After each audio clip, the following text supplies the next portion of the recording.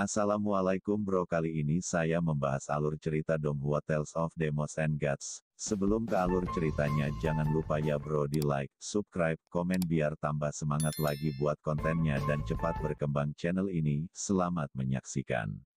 Di awal film kita diperlihatkan turnamen keluarga keramat pun akhirnya dimulai.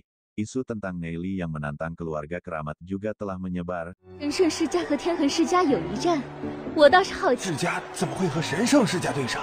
这不是找死？ Sambil menunggu turnamen dimulai, Neili yang melihat Chen Fei pun memanas-manasinya tentang Ning Er. Tetapi ketua Ming berhasil menahan Chen Fei. Di situ mereka membuat taruhan. Siapa yang memenangkan ronde pertama akan mendapatkan 50 juta. 李小友愿不愿意3场都赌啊？不用沈明长老担心了，我可以帮聂离弟弟定。聂离小友很有信心啊。天才的信心就只值5000万。好，第一场乃是你。 Taruhan mereka pun diumumkan dan seluruh penonton menjadi saksinya. 飞对战天恒世家聂离，赔率你可不要让姐姐失望哦。作为这场比赛的赌注，请在场所有朋友。 Turnamen pun akhirnya dibuka, saat bersiap ketua Ming memberikan pil penguat roh iblis kepada Chen Fei, tetapi itu ditolak karena ia merasa direndahkan. 这是2枚10强化丹，你带上。够了，该我上场。 Setelah itu ronde pertama pun akan dimulai, karena terbawa emosi Chen Fei pun langsung menyerang tanpa bergabung dengan roh iblis. Saat Neili berubah banyak yang meremehkan dirinya, karena roh iblisnya hanyalah panda bertaring, sedangkan direktur yang khawatir Neili akan kalah karena roh iblis Chen Fei adalah harimau hitam api. 聂离的妖灵竟然是虎牙熊猫。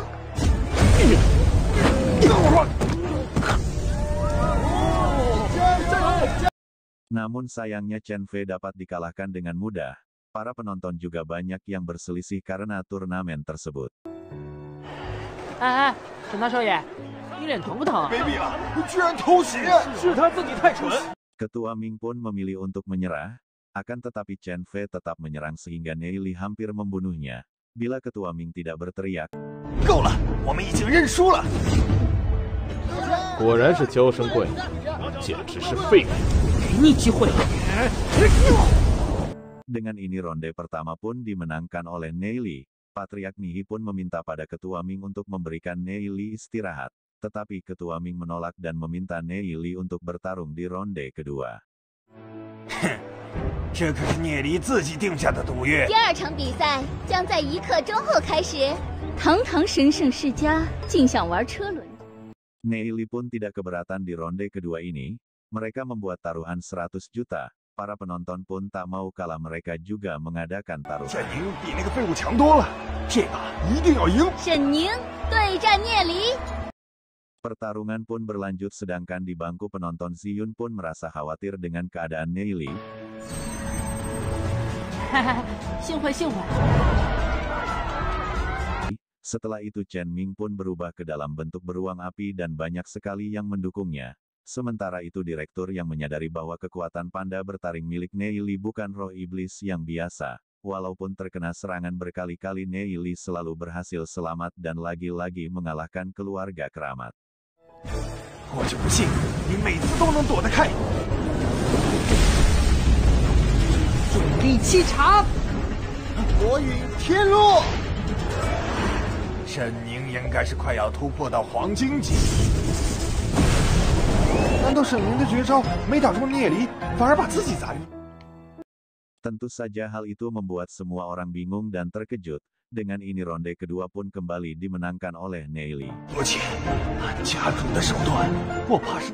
Karena merasa tertekan, Ketua Chen Ming pun meminta Neili untuk bertarung lagi di ronde ketiga dengan taruhan 300 juta. 一把，我们赌3亿。 Neili pun tak merasa keberatan. Sedang di bangku penonton orang-orang bertaruh siapa yang akan menang. 就让我放开手脚，给你玩玩。上场的可是沈笑，年仅23岁的黄金妖灵。 Kini pertarungan terakhir pun dimulai.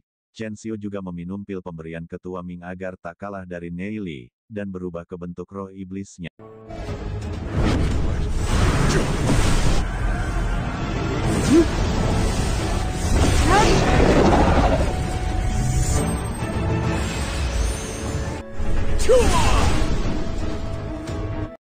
Pertarungan pun menjadi semakin sengit, akan tetapi Neili berhasil menangkis semua serangan Chen Xiao yang berperingkat emas. 光元气爆！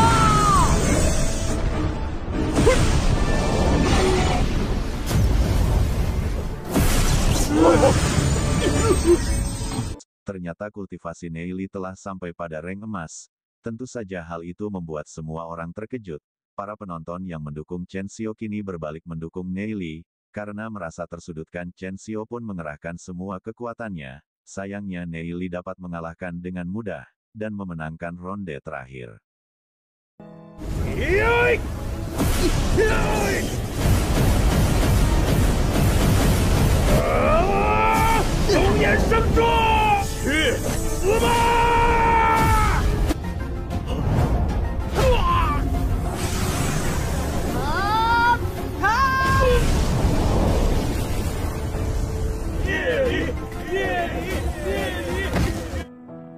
Sementara itu Ketua Ming sangat shock, karena kehilangan uang sebanyak 450 juta. Setelah itu Neili pun pergi untuk menemui Ziyun.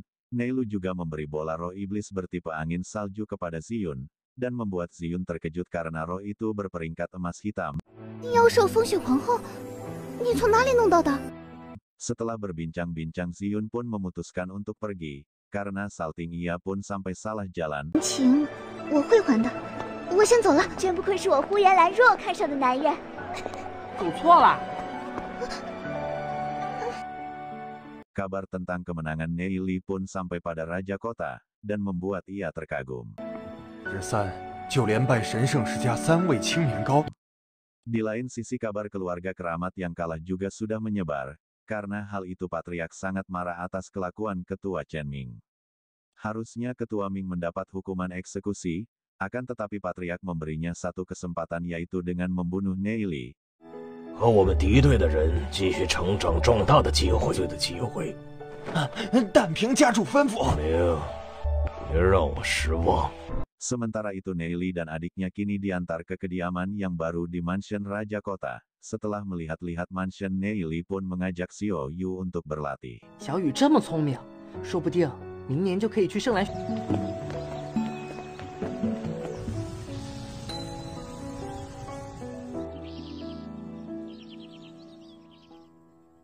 Setelah berkultivasi Neili memutuskan untuk menemui Ziyun dengan menyelinap diam-diam, sedangkan Ziyun saat itu sedang melatih kekuatan roh iblisnya.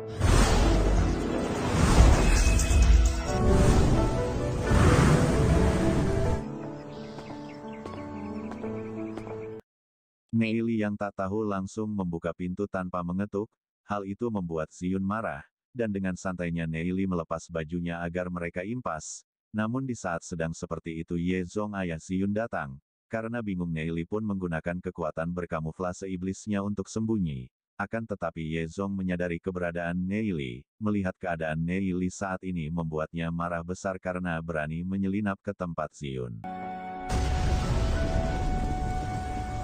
放肆！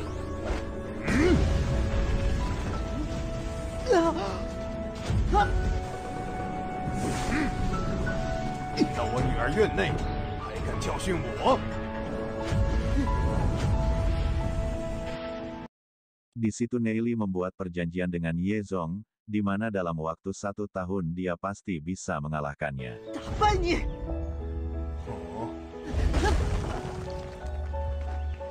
我便给你1年时间，我倒要看看。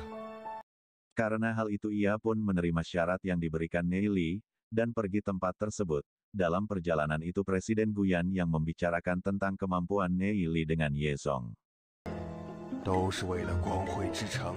Karena tak ingin ayahnya marah lagi, Ziyun pun mengurung diri dan menyuruh Neili untuk pergi. Sedangkan Ye Zong dan Presiden Guyan sedang membahas tentang pil baru dan teknik pemilik jiwa yang diucapkan Neili. 有备无患罢了。 城主，万万不可，这可是2败俱。 Keesokan harinya teman-teman Neili datang untuk berkunjung dan membahas tentang keluarga keramat. 说你打败了神圣世家的天才史校，你追叶子云都追到人家家里去了。我已经融合了妖灵，就是面对黑暗公会， Saat bersantai Luffy tak sengaja membahas tentang Ning Er yang pergi ke batas surgawi. Hal itu pun membuat Nei Li khawatir dan berniat untuk menyusul. 入了城主府，你的安全怎么办？你还会这种功夫啊？ Sebelum pergi Nei Li juga memberikan bola roh iblis yang telah dibuat sebelumnya kepada teman-temannya.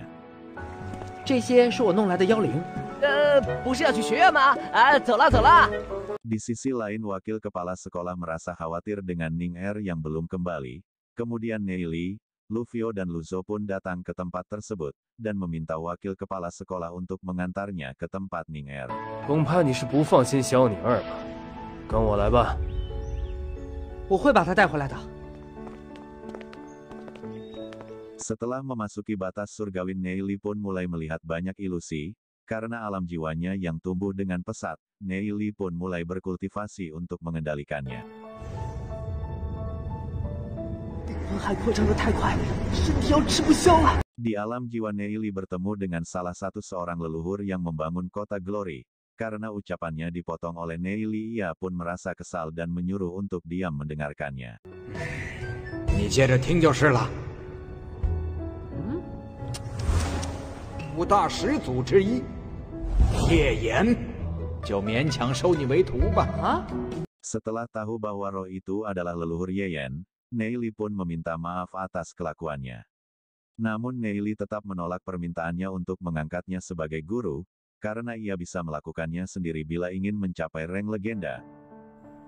Penasaran dengan ceritanya? Ditunggu ya di part 10.